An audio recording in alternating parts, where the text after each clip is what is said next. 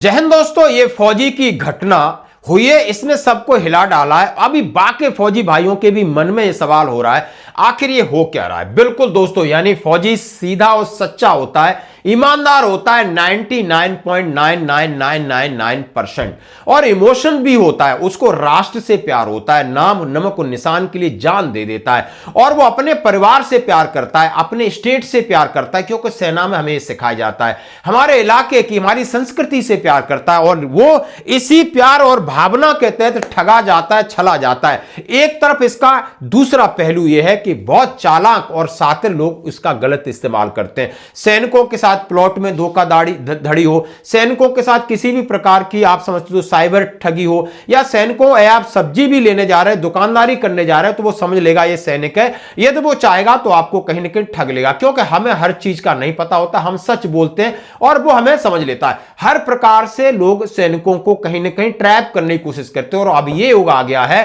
कि जिससे हम अपना जीवन साथी बनाना चाहते हैं, जिसके लिए हम जीवन जीना चाहते हैं, क्योंकि हमारी पेरेंटिंग हो गई, हमारे बूढ़े माँ बाप हैं, हमारी नौकरी, हम समझते हैं कि कोई एक जीवन साथी मिले जो हमारी जिम्मेदारियों को पूरा करे, हमारे माँ बाप की देखभाल करे और उसके लिए हमारा सब कुछ है, यानी पूरी पैसा है, प्रॉपर्टी है, प्यार है, सब कुछ है, क्योंकि वो एक सुरक्षित माहौल में रहता है। कहां? फौज में। वहां पर कोई किसी भी तरीके का कहते हैं ना, किसी के साथ अफेयर होना या किसी के साथ ठगी होना, ऐसा नहीं होता है। लेकिन वो जीवन साथी जिसको वो चुनता है, वो सिविल में होता है, उसकी पीछे उसका परिवेश क्या है, उसका दिमाग किस प्रकार चलता है, यह सबसे खतरनाक होता है। और यही हुआ है ग्वालियर के अंदर। ऑपरेशन सिंदूर में शामिल फौजी को सता रहा है राजा रघुवंशी कांड का डर, नर्स पत्नी का जीजा से नाजायज संबंध, पुलिस से लगाई गुहार। आज मैं फिर इस पर बात इसलिए करना चाहता हूं कि शादी अब बहुत बड़ा रिस्क है,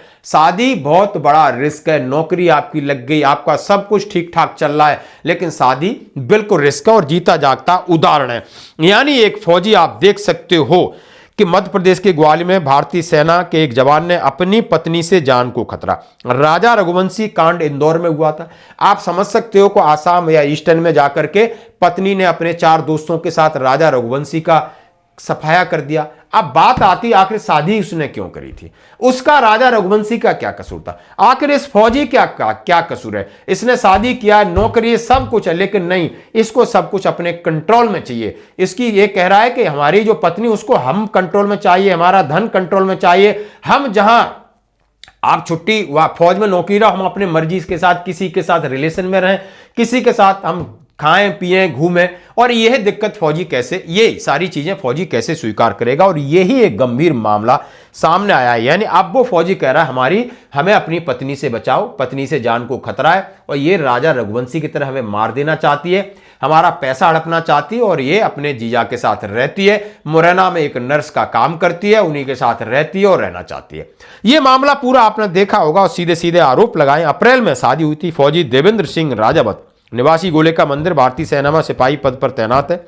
देवेंद्र ने पुलिस को दिए गए आवेदन में बताया कि शादी 25 अप्रैल 2025 को हुई और औरत का नाम बताया जो मुरैना के सरकारी अस्पताल में नर्स हैं। देवेंद्र का सीधा आरोप है वंदना ने प्रॉपर्टी हड़पने की नीयत से प्लानिंग के तहत शादी की है। स्वागरात से पहले ही पत्नी ने उसके संपत्ति की जानकारी जुटाई, मांगा, और उसके बाद हमने कहा कि संपत्ति मां के नाम पर है और विवाद खड़ा हो गया। वो घर छोड़कर चली गई क्योंकि उसको बैक कर रहा था उसका जीजा। देवेंद्र के अनुसार शादी के 2 दिन बाद उसे पता चला कि पत्नी वंदना का उसके जीजा, जिसका नाम उसके साथ रिलेशंस है, 29 अप्रैल को उसकी बहन अंजना ने पॉइजन लेकर खाकर कुछ किया होगा और वो अपने मायके चली गई। ये सारी झूठे शिकायतें, और उसके बाद जो भी हुआ आप देख सकते हो, ऑपरेशन सिंदूर की वजह से वो बीच में चला गया और उसके बाद मामला बिगड़ता गया, बिगड़ता मामला यहां तक पहुंचा है।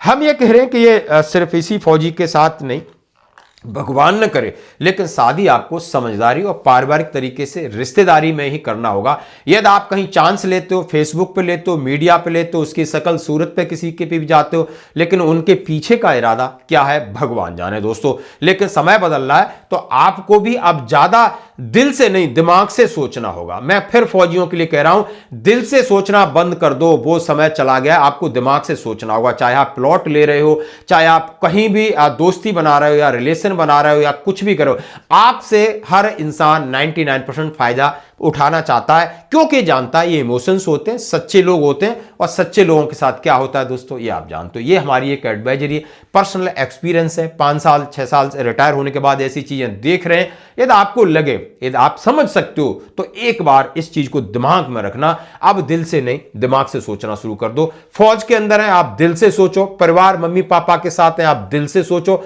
उसके बाद आपको दिमाग से सोचना पड़ेगा, दिमाग ही लगाना पड़ेगा। दिल को बहुत पीछे रख लो दोस्तों, नहीं तो मार खा जाओगे। धन्यवाद।